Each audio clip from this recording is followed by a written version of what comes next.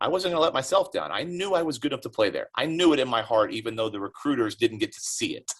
Hello and welcome to this week's episode of the Tiff and Tony Show. Good morning and welcome to today's episode of the Tiff and Tony Show. Tiffany, good morning. How are you? Good morning. I am good, thank you. How are you? And we also have a guest. I'm very well, thank you. Yes, I'd like to introduce Ryan Higginbotham. He is a TCU soccer coach. Ryan, why don't you tell us what you do and how you got involved in where you're at? Yeah, I'm the associate head coach here at TCU with the women's soccer program in Fort Worth, Texas. Been here for about 10 years. 10 years in the fall. Time flies. We got Eric and I, who's the head coach. We got here together on the same day and took over a program that was underachieving, and have taken it now over the past 9 seasons to where we just finished as the Big 12 champions this past fall. So took it from a spot where it wasn't as successful, great kids, but not as successful, to where now we're one of the top. The rankings came out this week, and we're the number 3 ranked team in America. So before that, I was the director of coaching for the Dallas Texans soccer club on the women's side. It was one of the largest clubs in America at the time. And then, have grown up playing soccer my whole life. Started playing when I was, probably 3 years old, 4 years old, as long as I can remember. It has taken me all over the world. I played I went to Europe when I was 15 to Hamburg.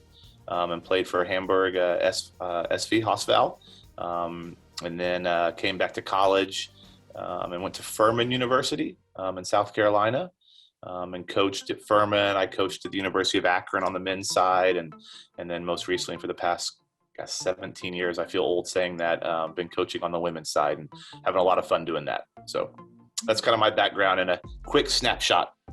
The level of success that you've created there, you've taken a team from an underperforming team to now the 3rd ranked team. I've got to ask, what do you attribute that success to? Culture. I think the number one thing that has made us successful is culture, and culture is people. Recruiting and recruiting kids that have a mentality of hard work, but also recruiting kids that wanted to do something that hadn't been done before. It was one of our big selling points when we first started this, was you could go to your established programs and probably go to the Final Four and do some, and maybe win a national championship, who knows? Or you could come here and do something that hadn't been done before. So we looked for kids that are young women that really had a chip on their shoulder and wanted to do something that hadn't been done. They didn't want the easy way. We looked for a lot of young women that that maybe didn't play on the best club team in America, but were the best player on a team that maybe wasn't as good, so they knew how to fight. We purposely looked for those kind of underdog kids that were good, don't get me wrong, but they had a mentality that they were going to fight and they were going to battle and they were going to get out and do extra work on their own, and kind of looked at the character that they had. So when they came in here, they would be able to deal with the tough times that we were going through as a program to get to this side. From your standpoint, where do you think that mentality came from for you? Why did you drive that? Yeah. I can say that I was an underdog my whole life. I guess it probably came from my dad years ago. My dad, he was very, he loved me tremendously, but he pushed me. And he did not allow me to settle for just being okay on the field. He pushed me and gave me that drive that I was going to outwork any person on the field. And I may not have been the fastest. People would have told me growing up, if you looked at me, I was not the biggest kid. I was not the fastest kid, but I had the best work rate. There's no doubt about that. And I believe that hard work pays off. And I believe that, God gives you speed, God gives you some things, but hard work is something that every person can have. And if you have the desire to stick with it, it will pay off. And I think for my own personal career, I wasn't the kid that scored a perfect score on the SAT. I wasn't that kid. I was the kid that got, had a 3.0, was a skinny kid, but worked hard and did the extra work and did the extra reading and had my math tutors and all that kind of stuff. And so therefore you weren't going to outwork me. And so I knew that success comes from hard work. And so we wanted kids that had hard work, because we knew if they had hard work, they could catch the more talented kids that weren't working as hard, as the saying goes. I love the fact that you just mentioned grit, determination, and hard work. 3 values that aren't necessarily given us, as you say. They're not necessarily God-given gifts. There's something that we can all own and all take hold of and push through kind of any amount of adversity as we strive to be the best we can be. So Tiffany, yes, over to you.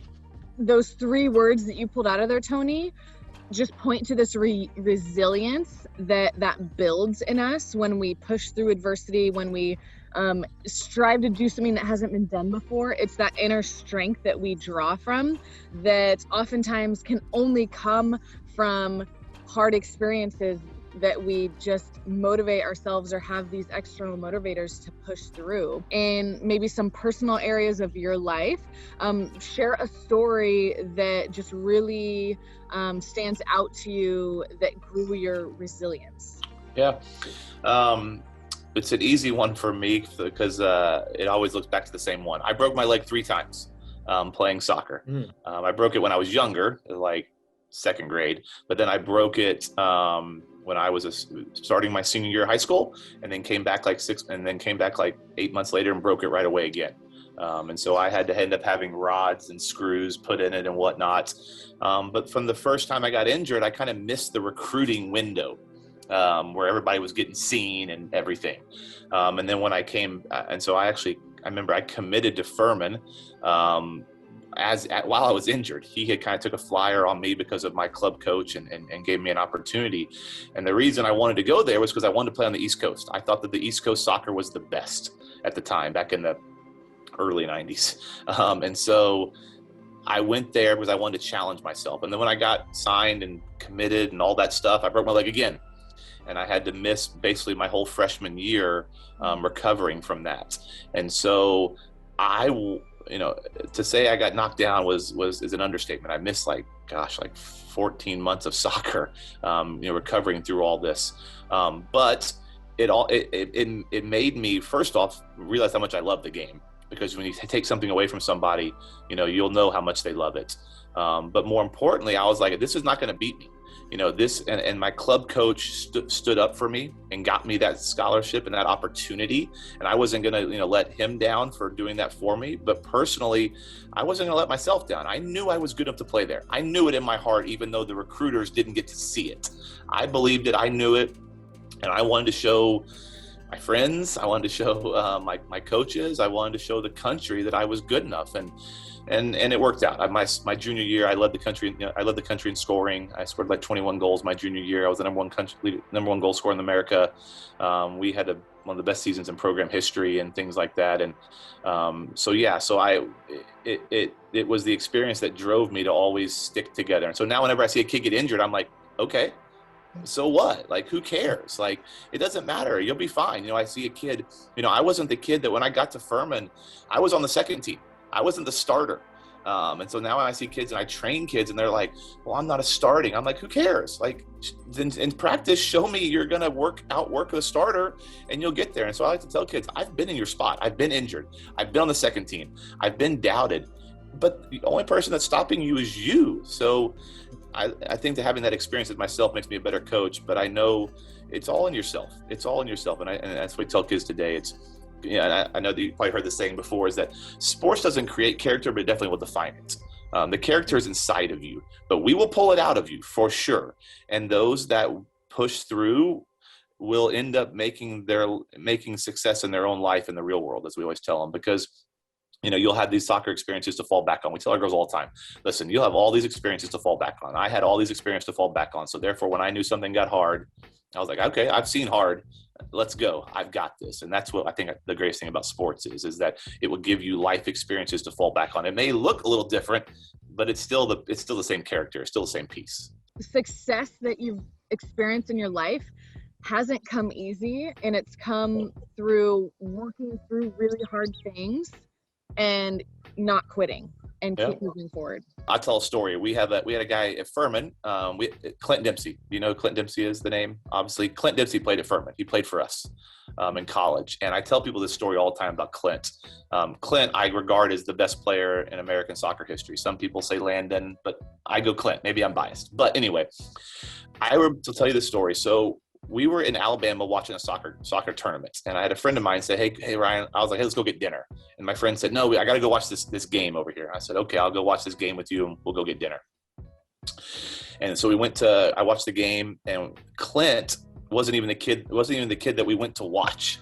He was the kid on the other team that I watched and was like, oh my gosh, who's this kid? It was Clint Dempsey. Anyway, so we started recruiting him. Clint did not even get a full scholarship from us at Furman. He was not the marquee recruit, the star recruit, but he came to Furman and he literally outworked every person at the school. He ended up being, an All-American and whatnot. And I remember I asked Clint one time, I said, well, how'd you do it? Because you weren't the national team kid coming in the door. And he said, Ryan, what I did was I came to practice every day. And I said, I'm going to work on one topic. And I'm going to be the best at that topic that day, whether that be heading, passing, defending, shooting, whatever. And he's like, I just did that every day. I did that every single day. And therefore, once I started getting good at heading or shooting or passing, I'd move on to the next topic. And eventually all those topics obviously added into, whatever they became. But he just outworked people. And that's, at Furman, we just outworked them. We didn't have the big budget that Indiana had. And we ended up being just as good as them. Went to the University of Akron with Caleb Porter, and we didn't have the big budget and ended up winning a national championship there. Caleb won one, and we came here and it's the same thing, because I love being at places where where your success will be defined by how hard you work, and not by the name or not by your history or your resume, but just, hey, if you tell me, hey, the slate is blank, work hard, you can do whatever you want. Well, then let's go. Let's go. That's what I love being it, because then you control your own destiny for sure. I love that. That's really, really powerful content there for anyone out there, kids and adults alike. And I like what you said about not allowing your past to define you, right? Yeah. Our past doesn't happen to us. It can happen for us. We've just got to reframe how we see things, right? Yeah. You could have sat there at the end of the 14 months going, woe is me, I've broken my leg, I'm done, I'm out. And you could have had that define you. And that would have been something you'd have carried on into your future. And you wouldn't be sitting here today, you'd be doing something different. But you let it happen for you, which then said, okay, I'm now going to take that experience and now embed it for the rest of my life and use it as an experience to grow from. And I think everyone needs to hear that especially kids, that I'm going to take this, whatever has happened to me, and I'm going to turn it around, and it's going to make me a better person because of it. I like to say that, and we say this to our kids all the time, mistakes is just another word for a lesson, right? It's just where we learn how to get bigger and stronger. And I love the Clint Dempsey story. And I again also believe that he is the best American soccer player that's been out there. Yeah. And I think a lot of it is just because of hard work and grit. I think he's awesome. Yeah, I encourage any young athlete to go read Clint Dempsey's backstory, because it was not a kid given a golden spoon. Trust me, it was from nowhere, humble beginnings, to struggles along the way, to the best of the best. And I think that what you said about mistakes is 100% right. I like to believe that when you make a mistake, you raise your hand and say, you know what, I didn't mean to do it. I did it. I'm not going to let it happen again. I'm going to move on. And you just keep moving forward, and I'm going to make another one, by the way. It's not going to be on purpose, but that's okay. As long as the mistake is made because your heart is trying, well, it's part of life. It's part of life. Good. I love that mentality. Tiffany, anything else from you? No, I just wanted to thank both of you for your time. And Ryan, it's been so great getting to know you and hearing a little bit of your story and just some really cool stories about how you've gotten to the success you've gotten to with your own soccer career and coaching soccer. And I just think it's really cool. And I know that I can learn from some of that. And it's really good motivation and encouragement for me. Yeah. I appreciate you guys having me on here. It was enjoyable. It's always fun to talk about sports and soccer and how it's helped me in my life. And, I hope there's a young future athlete star out there that they don't make it on the soccer field, but they make it in life. Because at the end of the day, I want all my players to come back and say, hey, coach, you did this, and this is how I used it in the business world, or this is how I used it in my family. And if they come back and tell me that, to be quite honest with you, I'll be more happy. The wins and losses leave you, but the memories that you use in your life, that's the most important thing. So, yes, awesome. One last question. Is there anyone that you would challenge to be on the Tiff and Tony Show where they can share their success story for others to hear? Yeah. And if you said someone, some international soccer superstar's name, I wouldn't be adverse to that. I wish I could give you that name, but it's a number I promised I never would give out. So, I'm gonna challenge Steve Zakawani. I don't know if you know that name, but Steve played at Akron for me, and then he played at the Seattle Sounders. He was the #1 draft pick and broke his leg actually playing in the Sounders. And Steve is a very good friend of mine, and he has come from humble beginnings to become one of the America's best players before the injury, and he's got a great story that I think all kids would love to hear. Well, thank you very much. Thank you for listening. Thank you for watching the show. As you heard there, hard work, grit, determination. Don't let your past and what's happening to you define you. Let your past control who you're going to become. Okay, let it work for you. That's our challenge to you this week. Thank you very much, guys. Thank you. Thank you. Thank you so much for joining Tony and me in this week's episode of the Tiff and Tony Show. We hope you feel encouraged and motivated to keep growing with us. If you like what we do here at Pure Game, one of the best ways you can support us is by liking and sharing this video with your friends on social media. You can also subscribe to our YouTube channel using the button directly below this video on YouTube, and you can donate at our website, www.thepuregame.org. And with that, we'll see you right back here next week.